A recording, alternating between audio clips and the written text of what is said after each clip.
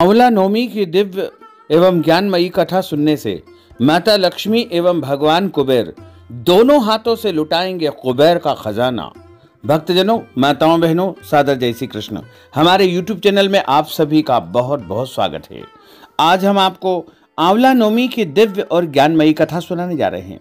इस कथा को अंत तक सुनिएगा और सुनने के बाद अधिक से अधिक लोगों को शेयर भी कर दीजिएगा। बोलिए लक्ष्मी नारायण भगवान की जय, श्री वृंदावन बिहारी लाल की जय, गोपाल कृष्ण भगवान की जय। हमारे धर्म ग्रंथों और पुराणों के अनुसार कार्तिक माह के शुक्ल पक्ष की नौमी तिथि के दिन द्वापर युग का आरंभ हुआ था। इस तिथि को आंवला नवमी के रूप में मनाया जाता है। आंवला नवमी के दिन व्रत रख करके आंवले के वृक्ष और भगवान विष्णु जी की विशेष पूजा अर्चना की जाती है। हमारे धर्म ग्रंथों में ऐसा बताया है कि आंवला नवमी से आंवले के पेड़ में भगवान विष्णु का निवास होता है और कार्तिक पूर्णिमा तक उसमें श्री हरि निवास करते हैं। आंवला नवमी को अक्षय नवमी और कुष्मांड नवमी के नाम से भी जाना जाता है। आंवला नवमी के दिन व्रत और पूजा करने से अक्षय पुण्य की प्राप्ति होती है, इसलिए इसे अक्षय नवमी कहा जाता है।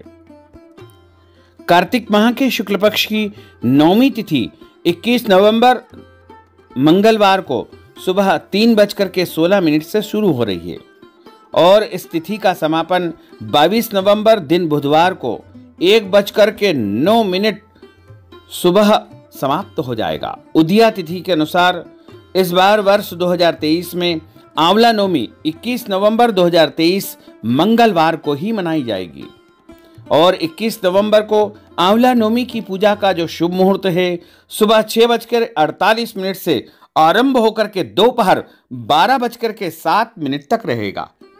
इस दिन आंवला की पूजा का जो समय है वो 5 घंटे से भी अधिक का आपको प्राप्त होगा। इस दिन शुभ मुहूर्त या अभिजीत मुहूर्त में 11:46 से लेकर के दोपहर 12:28 तक आपको आंवला वृक्ष का पूजन करना चाहिए। इस बार आंवला नवमी के दिन रवि योग निर्मित हो रहा है। रवि योग रात में 8:01 से बन रहा है, जो कि अगले दिन सुबह 6:49 तक रहेगा। वहीं पूरे दिन पंचक रहेगा। आंवला नवमी से आंवले के वृक्ष में भगवान विष्णु का निवास होता है। इसी वजह से आंवले के पेड़ की पूजा करते हैं और आंवले का भोग लगाते हैं। आंवला वृक्ष के नीचे ही इस दिन भोजन करने की परंपरा है। आंवले को ही प्रसाद रूप में ग्रहण किया जाता है।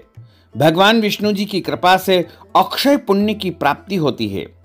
हमारे धर्म ग्रंथों एवं पुराणों में ऐसा बताया हुआ है कि आंवला नवमी के दिन आंवले के पेड़ से अमृत की बूंदें टपकती है, इसलिए इस दिन आंवले के पेड़ के नीचे बैठ करके भोजन करने की परंपरा है। ऐसा माना जाता है कि इस दिन आंवले के पेड़ के नीचे बैठ करके भोजन करने से दीर्घायु की प्राप्ति होती है, स्वास्थ्य हमारा उत्तम रहता है।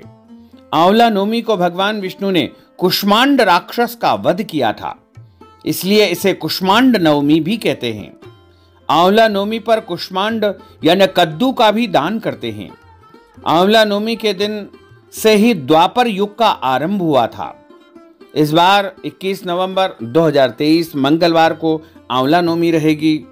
प्रातःकाल स्नान आदि से निवृत्त होकर के आंवले के वृक्ष के नीचे पूर्व दिशा की ओर मुंह करके पूजन करना चाहिए और पेड़ की जड़ में दूध की धारा गिरा करके तने में चारों तरफ सूत लपेटना चाहिए और बाल गोपाल जी, लड्डू गोपाल जी को आंवले के वृक्ष के नीचे बैठा करके उनकी पूजा अर्चना की जाती है।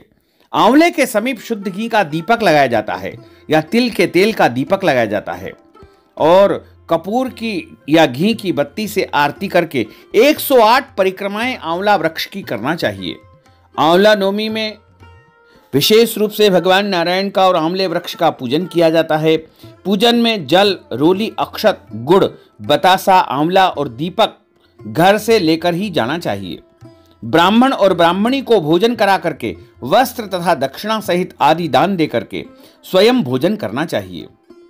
एक बात जरूर ध्यान रखें, इस दिन भोजन में आंवला अवश्य ग्रहण करना चाहिए तथा आंवले का दान करना भी विशेष महत्वपूर्ण माना गया है। आंवला नवमी की कहानी व्रत के समय कही और सुनी जाती है। आंवला नवमी व्रत कथा इस प्रकार है, जो कि हमारे धर्म ग्रंथों और पुराणों में बताई गई है।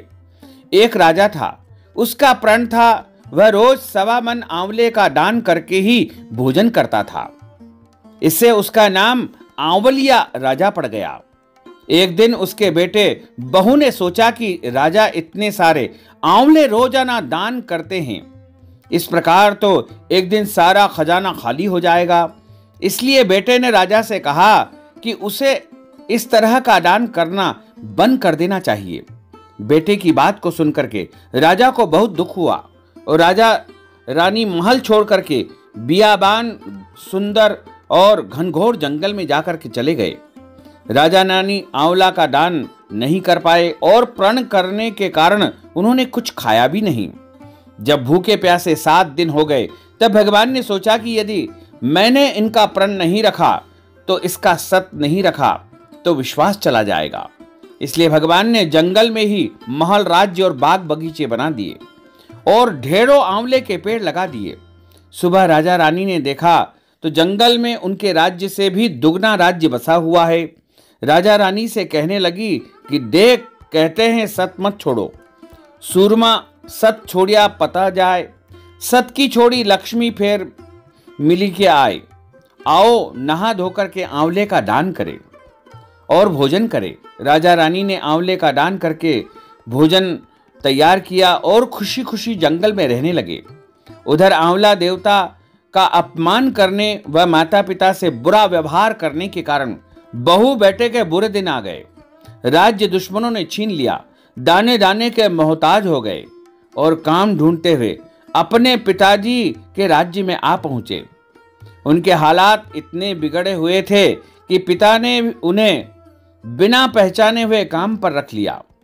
बेटे बहू सोच भी नहीं सकते थे कि उनके माता पिता इतने बड़े राज्य के मालिक भी हो सकते हैं। सो उन्होंने भी अपने माता पिता को नहीं पहचाना। एक दिन बहू ने सास के बाल गूंथते समय उनकी पीठ पर मस्सा देखा। उसे यह सोच करके रोना आने लगा कि ऐसी मस्सा मेरी सास को भी था।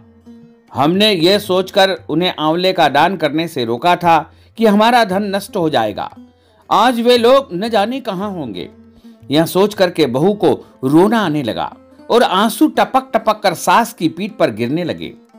रानी ने तुरंत पलट करके देखा और पूछा कि तू क्यों रो रही है।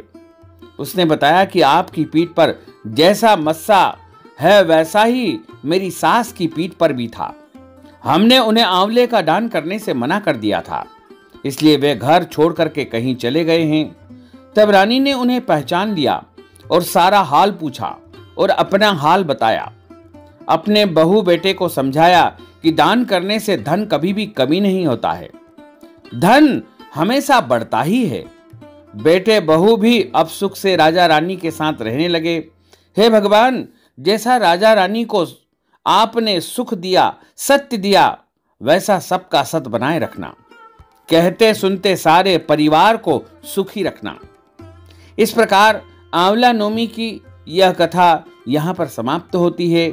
आंवला नवमी का जो पर्व है वो बड़ा ही दिव्य पर्व है और इस पर्व पर सभी को आंवला वृक्ष की पूजा अर्चना करके और आंवले के नीचे बैठ करके भोजन अवश्य करना चाहिए। बोलिए लक्ष्मी नारायण भगवान की जय, श्री वृंदावन बिहारी लाल की जय। अच्युतम केशवम राम नारायणम कृष्ण दामोदरम वासुदेवम हरे, श्रीधरम माधवम गोपिका वल्लभम श्री जानकी नायकम श्री रामचंद्रम भजे। जानकी मनोहरम सर्वलोकनायकम श्री शंकरादि सेवितम पुण्य नाम कीर्तनम श्री राम राम राम राम राम नाम तायकम। रामा कृष्णा वासुदेवा भक्ति मुक्तिदायकम। रामकृष्ण वासुदेवा भक्ति मुक्तिदायकम, रामकृष्ण वासुदेवा भक्ति मुक्तिदायकम। बोलिए श्री लक्ष्मी नारायण भगवान की जय, श्री वृंदावन बिहारी लाल की जय। धर्म की जय हो, अधर्म का नाश हो, प्राणियों में सद्भावना हो, विश्व का कल्याण हो।